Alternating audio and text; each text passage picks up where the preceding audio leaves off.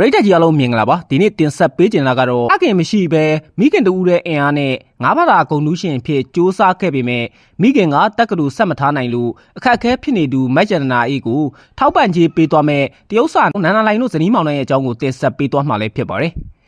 ငယ်စဉ်တည်းကဖခင်မရှိတော့ပဲမိခင်ကမူလာတန်းပြဆရာမကစူးစမ်းပညာသင်စီခဲ့တဲ့အတွက်ငါးဘာသာဂုဏ်ထူးနဲ့ထူးချွန်စွာအောင်မြင်ခဲ့သူလေးကတော့မွန်ပြည်နယ်ဘလူးကျွန်းရှေ့ရက်ကွက်မှမူရကြီးကျေးရွာကမက်ကျန်နာအေးပဲဖြစ်ပါတယ်။သူမဟာမိခင်ဖြစ်သူမူလာတန်းပြဆရာမရဲ့ထောက်ပံ့ပေးမှုနဲ့ပဲပညာရေးကိုအကောင်းဆုံးစူးစမ်းခဲ့တာဖြစ်ပြီးငါးဘာသာဂုဏ်ထူးရှင်ဖြစ်ခဲ့တော်လည်းဖြစ်ပါတယ်။ဒီရွာရောင်သူမိခင်နဲ့အကိုတို့ကိုပြန်ကြည့်ဖို့ရာဇာမင်းစီဆိုင်မှာအလုပ်ဝင်လုပ်နေသူမောင်ရဲလင်းထွန်းငါးဘာသာဂုဏ်ထူးရှင်ကိုတရုတ်ဆောင်နန္ဒလိုင်တို့ဇနီးမောင်နှံကထောက်ပံ့ပေးမယ်ဆိုတာသိရပြီးအချိန်မှာအဆိုပါအကူအညီဆက်သွယ်ပေးခဲ့သူကပဲမက်ကျန်နာအေးအတွက်လည်း